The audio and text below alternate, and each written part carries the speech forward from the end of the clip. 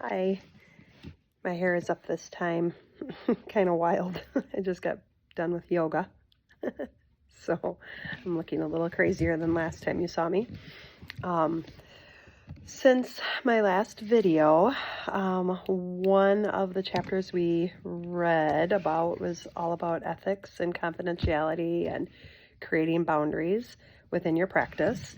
And that was good to be reminded of those things. However, I do feel that I already do establish good boundaries. So I've got that kind of figured out, I feel like. I've spent my entire career teaching, as you know, and so I feel like I've been doing that my whole teaching career.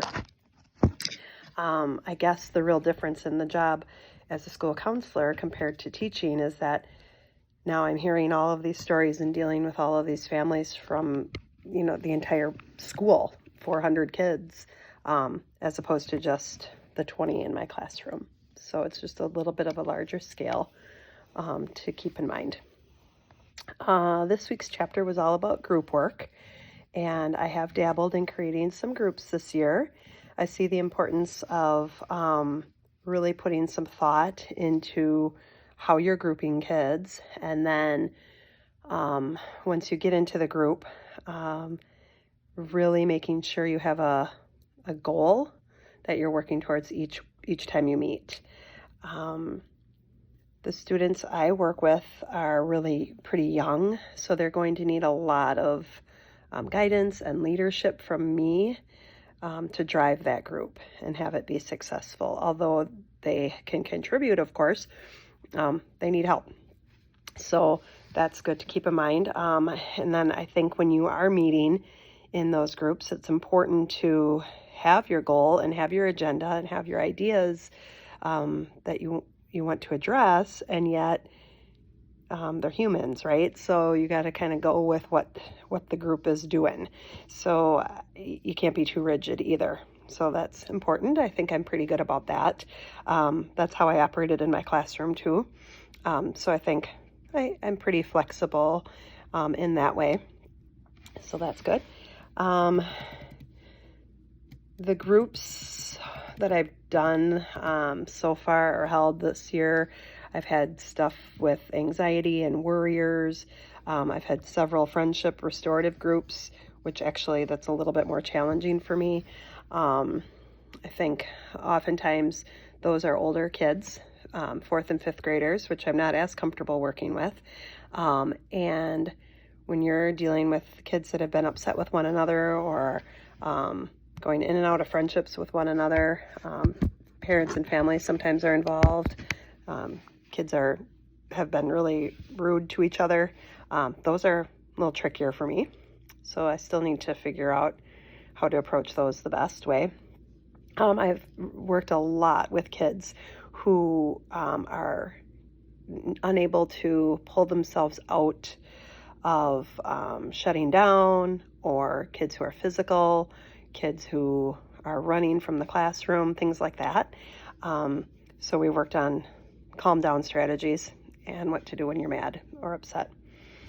One kind of interesting thing that came up just this week or 2 weeks ago, I guess, was, the teachers will come to me and say, she doesn't know how to make friends, or she's having all kinds of friend issues. And so I did put together a group of 3 3rd grade girls.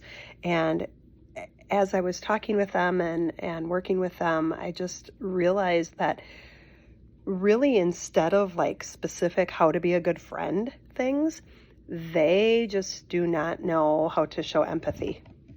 So I kind of made this shift on calling it this friendship group to really focusing on showing empathy is one way to be a good friend. So that's been kind of an interesting shift for me. Behavior might present itself in one way, but the true story is that there's some core thing lacking or weakness, I guess. So that's been kind of interesting. There's another little boy too who the teacher says that he is just straight up mean to other kids, and she feels that he's trying to be fit in some way because he's struggling so much in school. So this is like his way of fitting in, is to be rude to other kids. That was her take on it. And so right away to me, then I thought, ooh, self-esteem that is. So I gave him a self-esteem assessment, which of course was really, really low on all of, how does he feel about friends? How does he feel about school? How does he feel about things that he's good at? He couldn't come up with anything that he's good at. So my focus really isn't about being nice to other kids. It's about building his own self-esteem so that he will in the end be kinder to others. So that's all been good learning for me. Kind of like reading between the lines when a teacher comes to me and says something, I think, but what is it really, right? I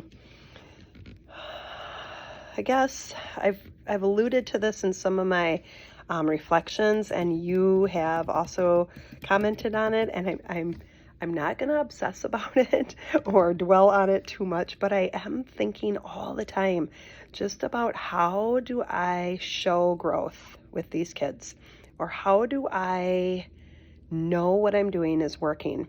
And although that was really a part of the classroom that bogged me down and that I didn't really love, was all the assessing and all of the data collection. I didn't like that part. I feel that I don't have anything except for my gut feeling. And of course, there are teachers who are saying things like, oh, he's really getting better at that, or, oh, I can tell you're working on that with her.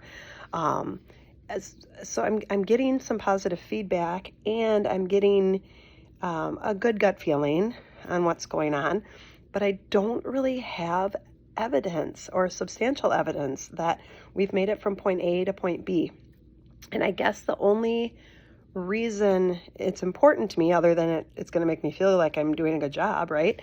I guess the other reason it's important to me is I don't always know when to release a kid, or when we've met a goal, or how much longer I need to keep them, or how our goal needs to shift and change. I don't really have great documentation of that, or great, I guess, evidence of that. So I know you had said something about how I'm planting the seed, and I get that. It might not show up for years later. I get all of that, and I'm okay with all of that. I do just wonder if there's something, kind of like I did that survey on self-esteem with that one student, but I don't know that we're going to look at that in 6 weeks and his self-esteem is going to be better on the survey. You know what I mean? Or, how do I prove that I had a part in helping a girl be a better friend than she was at the beginning of first grade? So I'm just not really sure how to judge my success, as or their success. So that's just something I am still thinking about and still wondering about. And like I said, I didn't really love that part of the classroom, so it's okay if I don't have to come up with anything like that, but feels like I should have more than just a gut feeling, or more than just, I think he's doing better, so that's just something for me to think about and keep my eyes peeled for resources, and talking with other counselors and others about what they do, or how do they know. I feel like some counselors in our district just take kids for 6 weeks and then dismiss them. And so I guess that's an option too, but I kind of feel like, well, how do you know what you've done? So something to think about. Okay, I think that's all I have to share this time. Take care.